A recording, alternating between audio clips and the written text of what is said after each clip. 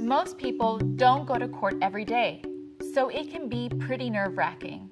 The court is there to help resolve your family law case, and if you're well prepared, the whole process may not be as complicated or intimidating as you think.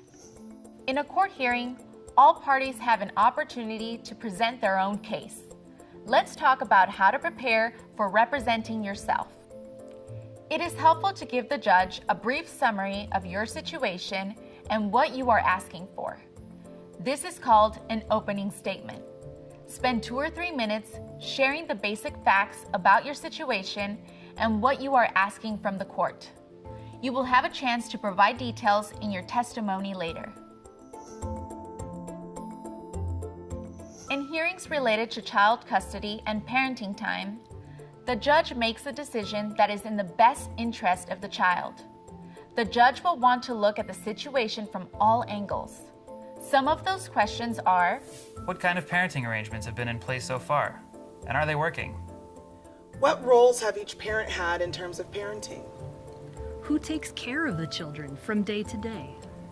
What does each parent do well and not so well with the children? What are the emotional ties between the children and other family members or adult friends in their life? Are there safety concerns around one of the parents, such as domestic violence, drug or alcohol abuse, or mental health issues?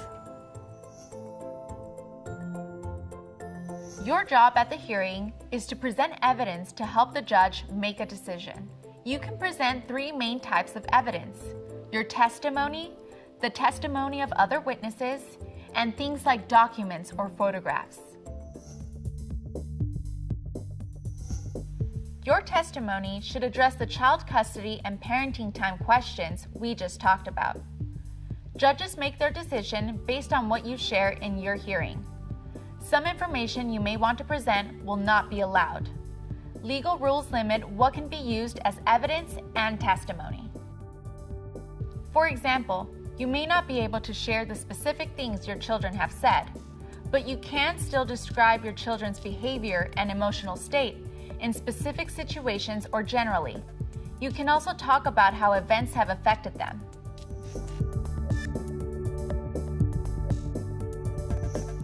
If another person has information you think would be helpful, ask that person to come to court to testify as a witness. You will probably ask questions to your witnesses first.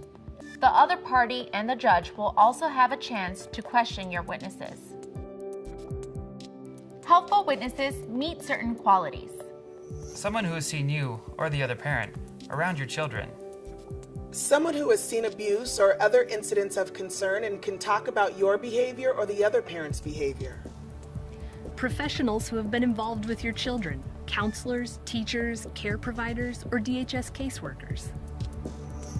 In your own testimony, you can tell the judge about any abuse that has happened. It's also helpful if you have witnesses who have observed and can talk about the abuse or controlling behavior of the other parent. It is rare for children to testify or even be present in court. Sometimes children must talk in court about specific events they have witnessed. Oregon law does not allow children to decide whom they get to live with. That decision belongs to the judge if the parents cannot agree. Not all documents can be used as evidence. The judge will decide what can and cannot be used. Certain documents related to the case are very important. Be sure to bring 3 copies of your child's school or medical records if they contain information that is important to the custody decision.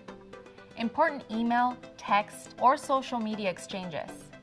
Any documents that contain information about domestic violence, drug or alcohol abuse, or mental health issues. Representing yourself in court involves a lot of steps, and you will have a lot of decisions to make along the way. However, you won't regret being well prepared for your day in court. The courts are there for you.